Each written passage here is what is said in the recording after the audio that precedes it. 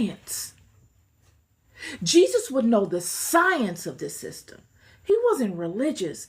He was scientific. He was mystical. This is a mystical system. I'm talking about mystical stuff.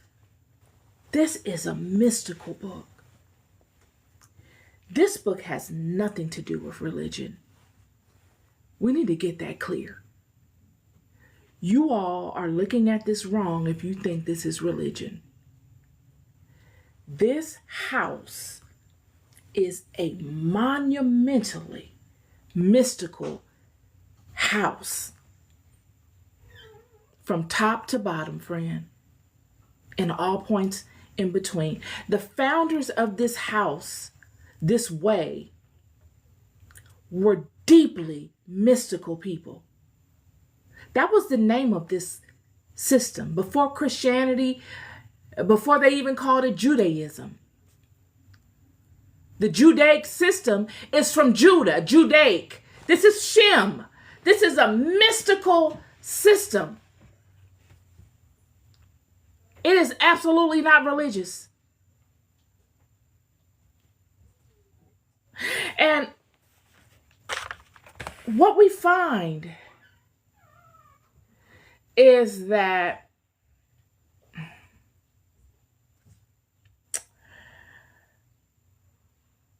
Jesus is coming forth as the first begotten of the dead, the firstborn from the ancestral vine.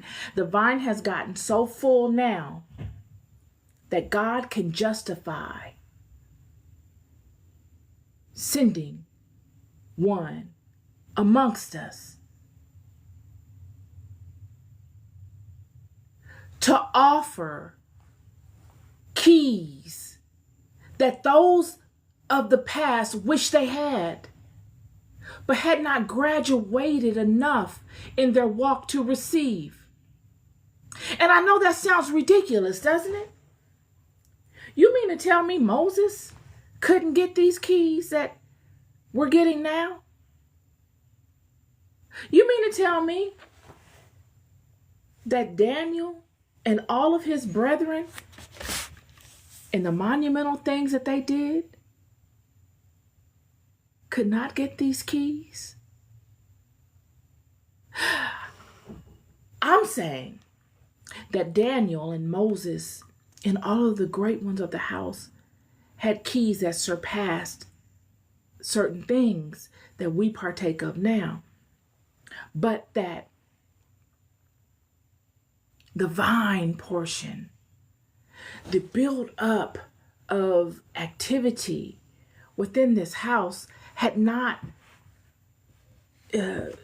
accumulated enough volume, enough activity, enough vibration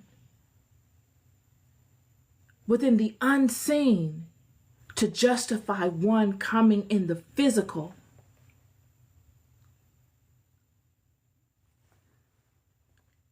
To even out as a physical manifestation the spiritual debt that had incurred all throughout the journeys of those people and those that came after them.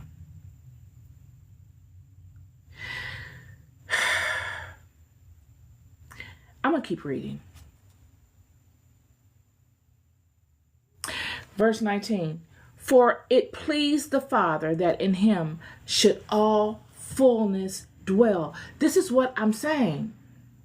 The fullness of this vine, the fullness of all of the experiences, good and bad. We cannot discredit the bad experiences. And this was the issue.